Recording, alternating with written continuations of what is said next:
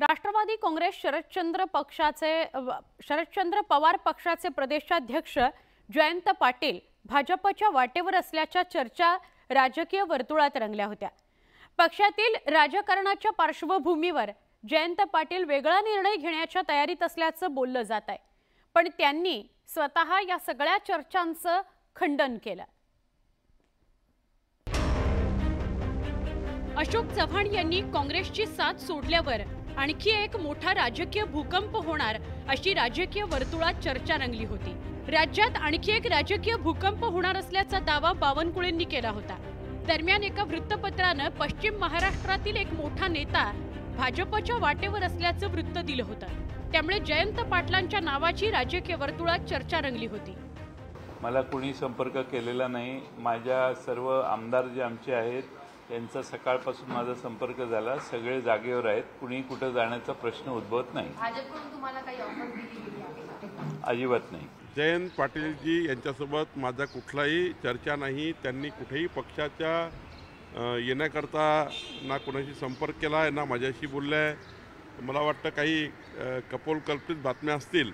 मोदीजींच्या संकल्पाला साथ देण्याकरता कोणी भाजपमध्ये येत असेल तर आमचा दुपट्टा तयार आहे। आम्ही कुणालाही भाजपमध्ये घ्यायला तयार आहे।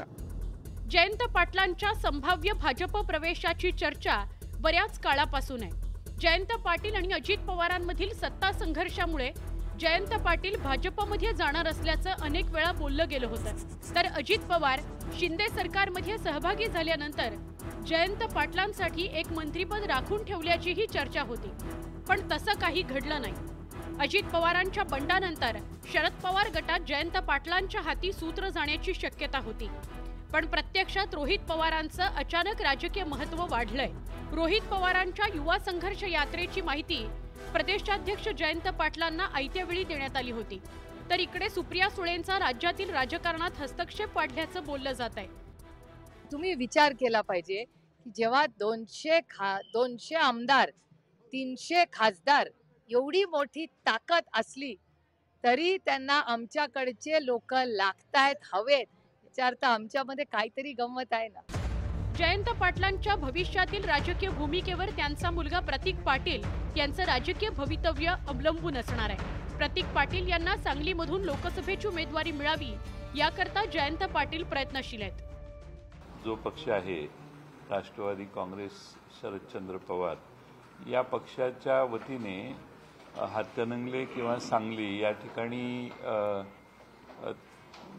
प्रतीक पाटील उभा राहू शकतो का याची चाचपणी आम्ही केली। दोन्हीकडून चांगला प्रतिसाद आहे, पण त्याचा विचार अजून आम्ही कुणी केलेला नाही। अद्याप लोकसभेचं जागा वाटप जाहीर झालेलं नाही। महायुती आणि मवियामध्ये काही जागांवरून रस्सीखेच सुरू आहे। कदाचित अर्ज भरण्याच्या शेवटच्या दिवसापर्यंत वाटाघाटी सुरूच राहतील। अशात एनसीपी शरदचंद्र पवार पक्षाला जयंत पाटलांसारखा मोठा नेता गमावून चालणार नाही।